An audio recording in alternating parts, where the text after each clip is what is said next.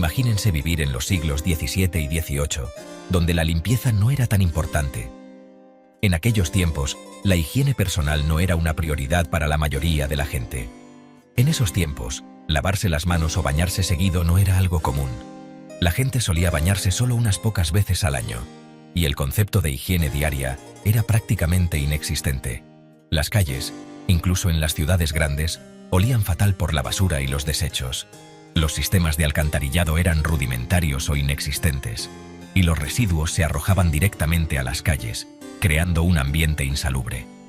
Por eso, las enfermedades se esparcían rápidamente. La gente no vivía muchos años, y las costumbres eran muy diferentes a las de ahora. Las epidemias eran comunes, y la falta de higiene contribuía a la propagación de enfermedades como la peste, el cólera y la disentería. Hasta cosas como la campana para los muertos o el ramo de la novia tenían otro significado. La campana para los muertos se tocaba para advertir a la gente de la presencia de una enfermedad contagiosa, mientras que el ramo de la novia a menudo incluía hierbas aromáticas para enmascarar los olores desagradables. Vamos a descubrir cómo era la vida en aquellos tiempos difíciles. La vida cotidiana estaba llena de desafíos, desde la lucha por mantenerse limpio hasta la constante amenaza de enfermedades. La falta de higiene afectaba todos los aspectos de la vida, desde la salud personal hasta las costumbres sociales y las prácticas religiosas. Los baños públicos eran una rareza y, cuando existían, eran utilizados por muchas personas a la vez, lo que no ayudaba mucho a mantener la higiene. La privacidad era un lujo que pocos podían permitirse, y las condiciones en estos lugares a menudo dejaban mucho que desear. Lavar la ropa también era una tarea ardua. Sin las comodidades modernas, la gente lavaba su ropa en ríos o arroyos, utilizando cenizas y hierbas como detergentes. Este proceso no solo era laborioso, sino que también era ineficaz para eliminar la suciedad y los gérmenes. La higiene dental era prácticamente inexistente. Los cepillos de dientes eran un lujo y la mayoría de la gente no tenía acceso a ellos. En su lugar, utilizaban palillos o simplemente se enjuagaban la boca con agua. Las enfermedades dentales eran comunes y a menudo resultaban en la pérdida de dientes a una edad temprana. La preparación de alimentos también se veía afectada por la falta de higiene. Las cocinas eran lugares sucios y los alimentos a menudo se contaminaban durante su preparación. Esto contribuía a la propagación de enfermedades transmitidas por los alimentos, que eran una causa común de muerte. El cuidado personal, como el peinado y el afeitado, también era muy diferente. Los peines y cepillos eran compartidos entre varias personas, lo que facilitaba la propagación de piojos y otras infestaciones. El afeitado se realizaba con navajas rudimentarias, lo que a menudo resultaba en cortes e infecciones. Las medidas de salud pública eran rudimentarias en el mejor de los casos. Las cuarentenas y el aislamiento de los enfermos eran las principales estrategias para controlar las epidemias, pero la falta de conocimiento sobre la transmisión de enfermedades limitaba su efectividad. Los tratamientos médicos eran primitivos y a menudo más dañinos que beneficiosos. Las prácticas religiosas también reflejaban la falta de higiene. Las iglesias y otros lugares de culto a menudo estaban abarrotados y mal ventilados, lo que facilitaba la propagación de enfermedades. Los rituales de purificación, como el lavado de manos antes de las ceremonias, eran más simbólicos que efectivos. Las costumbres sociales también se veían afectadas. Los saludos, como los besos en la mejilla o los apretones de manos, facilitaban la transmisión de gérmenes. La etiqueta de la época no incluía muchas de las prácticas de higiene que consideramos esenciales hoy en día. La higiene infantil era especialmente preocupante. Los niños a menudo jugaban en condiciones insalubres y no se les enseñaba la importancia de lavarse las manos o mantener la limpieza personal. Esto los hacía particularmente vulnerables a las enfermedades. En las zonas rurales, la situación no era mucho mejor. La falta de acceso a agua limpia y las prácticas agrícolas insalubres contribuían a la propagación de enfermedades. La vida en el campo presentaba sus propios desafíos en términos de higiene y salud. A lo largo del tiempo, la comprensión de la importancia de la higiene ha evolucionado significativamente. Los avances en la medicina y la ciencia han llevado a mejoras en las prácticas de higiene personal y pública, lo que ha contribuido a aumentar la esperanza de vida y mejorar la calidad de vida. Hoy en día, damos por sentadas muchas de las prácticas de higiene que eran desconocidas o ignoradas en el pasado. La limpieza y la salud están intrínsecamente relacionadas, y hemos recorrido un largo camino desde aquellos tiempos en los que la higiene era un lujo olvidado. Gracias a los avances en la medicina y la ciencia, ahora entendemos mejor la importancia de la higiene y cómo mantenernos saludables. Las prácticas de higiene modernas han transformado nuestras vidas, permitiéndonos vivir más tiempo y con mejor calidad de vida. La higiene ya no es un lujo, sino una necesidad fundamental para nuestra salud y bienestar. Al recordar cómo era la vida en el pasado, podemos apreciar aún más los avances que hemos logrado y la importancia de mantener buenas prácticas de higiene en nuestra vida diaria. Así que, la próxima vez que te laves las manos o te cepilles los dientes, piensa en cómo estas simples acciones han cambiado el curso de la historia y han mejorado nuestras vidas de maneras que nuestros antepasados ni siquiera podían imaginar. La higiene, un lujo olvidado en el pasado, es ahora una parte esencial de nuestra vida cotidiana. Apreciemos y mantengamos estas prácticas para asegurar un futuro más saludable para todos. ¿Se imaginan que los entierren vivos por error? Parece una escena sacada de una película de terror, pero en realidad esto era un miedo muy real en tiempos pasados. Pues en la Inglaterra del siglo XVII eso podía pasar. La medicina de la época no era tan avanzada como la conocemos hoy. Los diagnósticos médicos eran rudimentarios y a menudo inexactos. Como la medicina no estaba tan avanzada, a veces confundían un desmayo con la muerte. Los médicos de entonces no contaban con la tecnología ni los conocimientos necesarios para determinar con certeza si una persona estaba realmente muerta.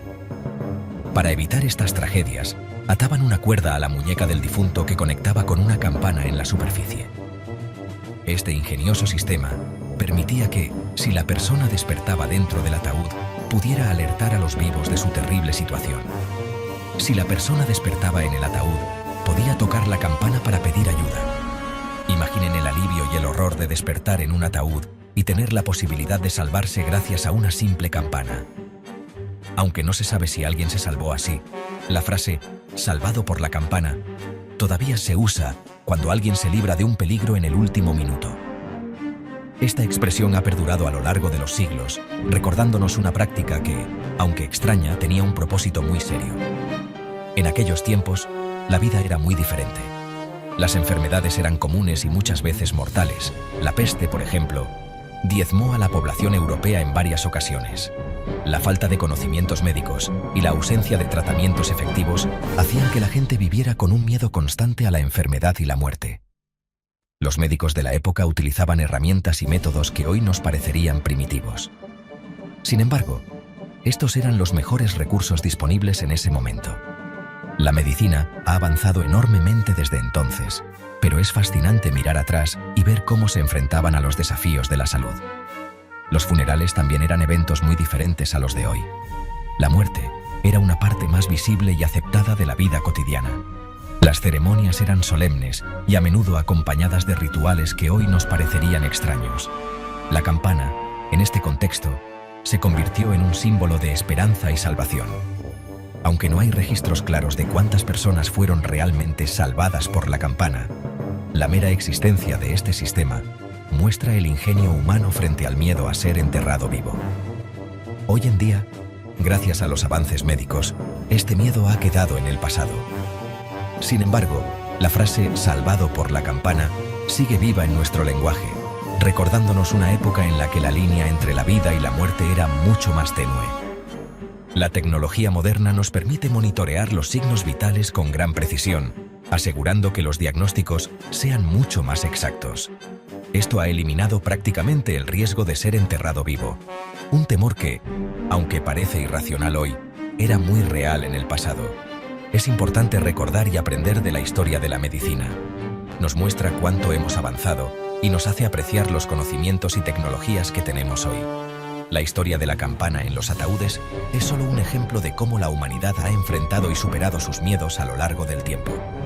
Así que la próxima vez que escuchen la frase «salvado por la campana», recuerden su origen. Es un testimonio de la creatividad humana y de nuestra constante lucha por sobrevivir y prosperar. incluso en las circunstancias más difíciles. Hoy en día el ramo de novia es símbolo de amor y belleza, ¿verdad? Es una parte esencial de la ceremonia, un accesorio que complementa el vestido de la novia y añade un toque de elegancia y color al evento. Pero, ¿alguna vez te has preguntado por qué las novias llevan ramos de flores? ¿De dónde viene esta tradición tan arraigada en las bodas modernas? Pero en los siglos XVII y XVIII tenía otra función.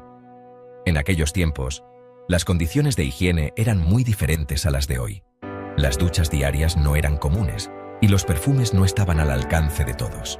Las bodas, aunque eran eventos festivos y llenos de alegría, no siempre olían tan bien como podríamos imaginar. Como la gente no se bañaba tan seguido, las bodas no olían precisamente a rosas. Las calles y los hogares de la época estaban llenos de olores fuertes y a veces desagradables.